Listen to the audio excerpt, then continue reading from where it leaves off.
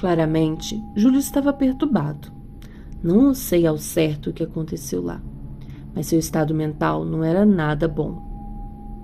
Olhei para a hora no relógio da parede e percebi que já era bem tarde. Provavelmente, os pais do menino já estavam à sua procura, mas não fazia ideia de como o levaria para casa naquele estado. E não deixaria sair de minha casa sem terminar de me contar tudo. E ele continuou. Foi como um filme de terror. Havia uma criatura ali, como se fosse um tipo animal de estimação. Uma criatura que não consigo encontrar palavras para descrever. Então, voltou a fazer um longo silêncio, mordeu os lábios e franziu a testa. De repente, ficou pálido. Vi o brilho dos seus olhos desaparecerem e seu corpo tombar lentamente para o lado direito. E por um instante, acreditei que ele estava desmaiando. Mas logo se conteve. Agarrou o copo com água que estava sobre a mesinha e bebeu o líquido de uma só vez. E logo em seguida me pediu para ir ao banheiro. Perguntei se ele estava tudo bem, e Júlio apenas me respondeu afirmativamente com a cabeça. Mas seu andar dizia outra coisa. Cambaleava e se apoiava na parede. Não lembro se o examinei antes de levar para dentro de casa. O fedor insuportável não me deixava chegar perto, e foi difícil ficar com ele sem lhe falar para tomar um banho e colocar roupas limpas. Quanto àquelas que usava, foi direto para o lixo. Confesso que fui imprudente em não levá-lo a um hospital, mas fiquei curioso demais para saber o que diabos tinha acontecido com ele. Quando Júlio retornou do banheiro, estava mais pálido do que antes. Sua pele havia perdido todo o vigor e bolas roxas surgiram debaixo de seus olhos. Minha preocupação aumentou quando o vi daquele jeito. Foi então que percebi que já estava na hora de parar e precisava falar com os pais dele para ir buscá-lo. Mas minha tentativa foi em vão. O garoto estava relutante em parar, de falar e de ir embora. Negava-se fervorosamente e chegou a me ameaçar, dizendo que me acusaria de manter ali.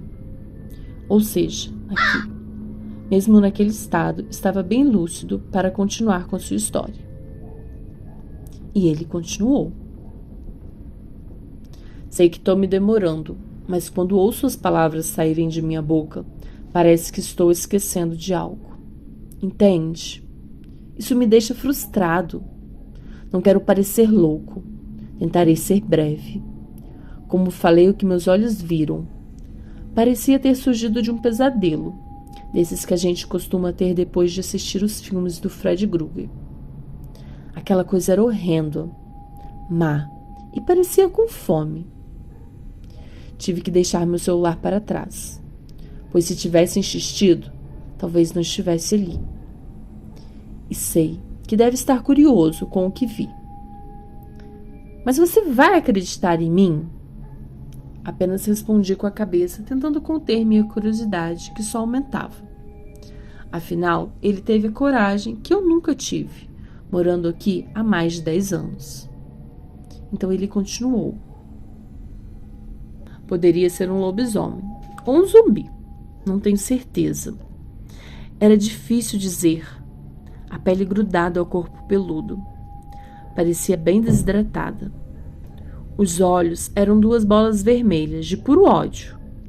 Dentes pontudos. E não tenho certeza também, mas acho que ele tinha garras. Sei que pode ser delírio, mas nunca vi um ser humano tão alto e cheio de fúria como aquele. Não sei explicar, porque só fiz correr.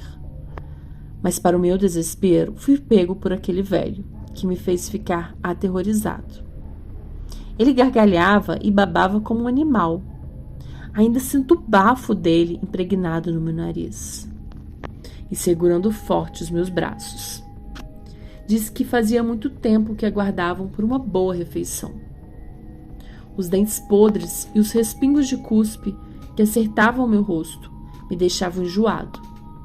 Então comecei a me debater diversas vezes para me soltar, mas todas as minhas tentativas foram inúteis. O velho tinha uma força muito além para ele, algo que não fazia sentido. Mas não tinha tempo para ficar pensando, só queria sair dali com vida. O pânico me consumia ferozmente e piorou quando ouvi o rugir daquela criatura medonha, como um lobo faminto em noites de lua cheia.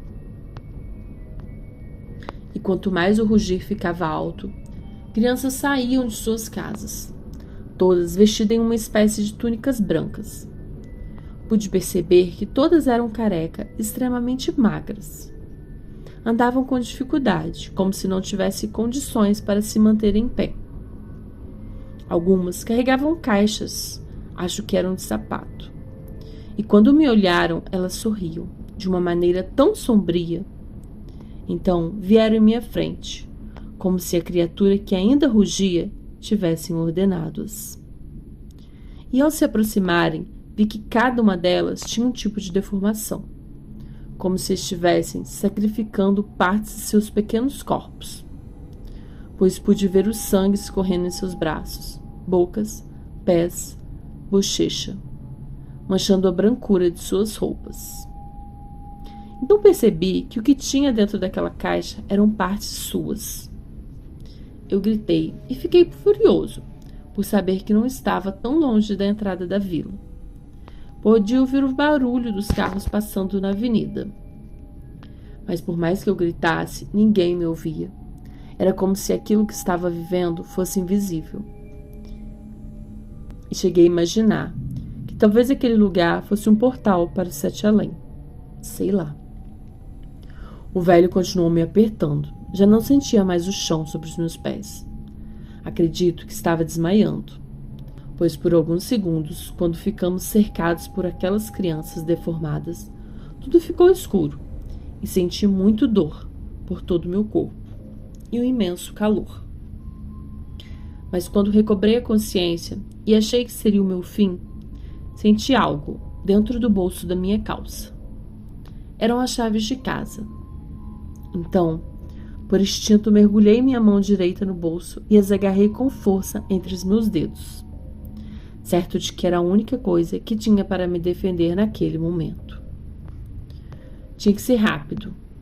Vi o monstro sair completamente da água suja e andar em minha direção. Muito alto e magro, como se o que davam para ele não fosse suficiente para saciar sua fome, pois uma gosma transparente corria de sua boca medonha, cheia de dentes pontudas, como se estivesse salivando suas refeições. As mãos do velho ainda me apertavam, mas agora ela me oferecia para a criatura que se aproximava em seu tempo. Como eu estava de frente para ele, as chaves firmes em minha mão, enfiei-a com toda a força a ponta da chave no pescoço do senhor, que saiu cambaleando, enquanto o sangue começava a jorrar. Naquele momento, enquanto ele me soltava, as crianças começaram a gritar, chamando o velho de pai. Elas riam e gargalhavam, como se estivesse em uma histeria coletiva. Aquilo era perturbador demais, era doentio. Então corri, mas antes de finalmente chegar à rua, algo me derrubou. E apaguei. Quando acordei, estava sentado na calçada, desnorteado. Saí andando com medo de ainda ter algum monstro me perseguindo. Ou se estava morto.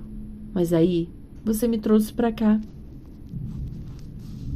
Júlio terminou seu testemunho e seus olhos se encheram de lágrimas.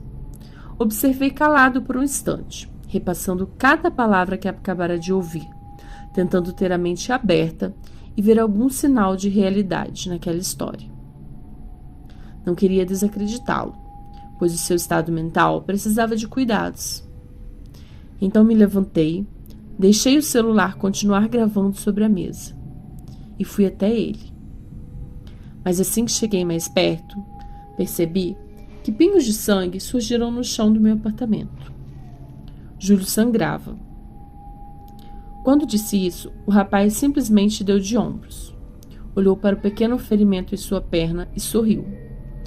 Então, fui até o banheiro buscar um algodão e gases para lhe fazer um curativo, levá-lo ao hospital e ligar para os seus pais. Mas quando retornei, o garoto estava de pé, olhando fixamente, e depois rugiu, como um animal prestes a atacar sua presa. Fiquei paralisado. E quando tentei voltar para o banheiro, o menino, que havia ajudado, simplesmente caiu no chão e começou a se contorcer, como se estivesse em uma crise epilética. Não sabia o que fazer, apenas corri para ligar para a emergência. Mas quando peguei o celular, o garoto se levantou e pulou da janela. Aquilo me deixou estático, sem reação. Não conseguia acreditar no que acabara de ver. O garoto simplesmente se jogou do terceiro andar. Fiquei aguardando o barulho do seu corpo se chocar no chão. Mas não foi o que aconteceu. Tudo permaneceu do mesmo jeito. As buzinas dos carros, os ruídos de conversas indecifráveis. E quando me aproximei da janela, não vi nenhum sinal de Júlio. Como se o rapaz nunca esteve em meu apartamento. A única coisa que poderia provar que não era louco eram as pequenas manchas de sangue no chão e a gravação do meu celular. Foi difícil para mim os dias seguintes, porque eu não sabia o que tinha acontecido com o garoto. Cheguei a ir à delegacia de proteção às pessoas, mas não havia nenhuma menção de algum jovem com o nome de Júlio desaparecido. Procurei por seu podcast, O Obscuro, mas fazia tempo que não postava nada. Não conseguia entender. Por dias fiquei obcecado em tudo que me relatou. Andava pela frente da vila, mas nada de diferente aconteceu. Tudo estava como antes. Mas certa noite, quando estava começando a dormir, ouvi um rugido que me fez pular da cama e correr para a janela. A noite estava calma. A lua cheia estava esplendorosa no céu, e quando olhei para a vila, vi sombras agitadas, como se estivessem participando de algum evento. Fiquei na dúvida se deveria ir até lá, superar meu medo e ver o que acontecia do outro lado da rua. Lembrei de Júlio e de todo o medo que o consumia enquanto me contava sua história. E depois de muito refletir, deixei a curiosidade me guiar. Peguei meu celular e minhas chaves e desci cheio de esperança de que encontraria o garoto. Mas quando cheguei no lugar, me escondi atrás de uma das árvores. E vi não o suficiente, um grupo de crianças carregando caixa de sapatos. Uma mancava, outras se arrastavam. Todas vestiam branco, mas tudo piorou quando uma rajada de vento frio me atingiu, trazendo consigo um odor pútrido, nauseante. Algo mais medonho e nojento que já tinha visto. Então ouvi um rugido. Liguei a câmera do meu celular e quando dei o zoom, vi uma criatura surgir no meio de árvores que cercavam um pequeno jardim. Eu reconheci que ser era aquele, um lobisomem. Me assustei com seu tamanho, mas ainda quando vi outro surgir de dentro do lago coberto de lodo. Percebi que deveria sair dali antes de ser visto, mas fui traído pelo toque do meu celular, que começou a tocar sem parar, chamando atenção para mim. Permaneci parado até tomar uma atitude e saí correndo em direção à entrada da vila. Mas as luzes se apagaram e uma escuridão tomou conta de todo o lugar. Nem mesmo consegui ver a lua. Não sabia qual a direção prosseguir. Me senti perdido e com um medo absurdo. Mas quando uma criatura gigante pulou próximo a mim, percebi que não poderia fazer nada e apenas aceitar meu destino. Morreria de qualquer jeito. Então segurei o grito em minha garganta. Mas para minha surpresa, aquela coisa apenas gritou, me empurrou no chão e tomou de minhas mãos meu celular, como se pudesse enxergar no escuro, e me empurrou para fora da vila. E quando a luz voltou, pude ver de relance que a criatura segurava uma camisa, a mesma que pedi para Júlio colocar depois que se tomou um banho quando o salvei. Eu, um repórter amador, não sabia o que falar. Aquela experiência única realmente aconteceu. E quando me levantei para voltar para casa, vi o lobisomem uivar com violência. E uma das crianças deformada se aproximou de mim, tão rápido quanto o desaparecimento de Júlio quando pulou de minha janela. Ele trazia um celular e colocou em minha mão. Ela sorriu, sem nenhum dente em sua boca. Faltava-lhe um olho e alguns dedos em suas mãos. E depois voltou-se para juntar ao grupo que estava em volta, adorando os dois lobisomens.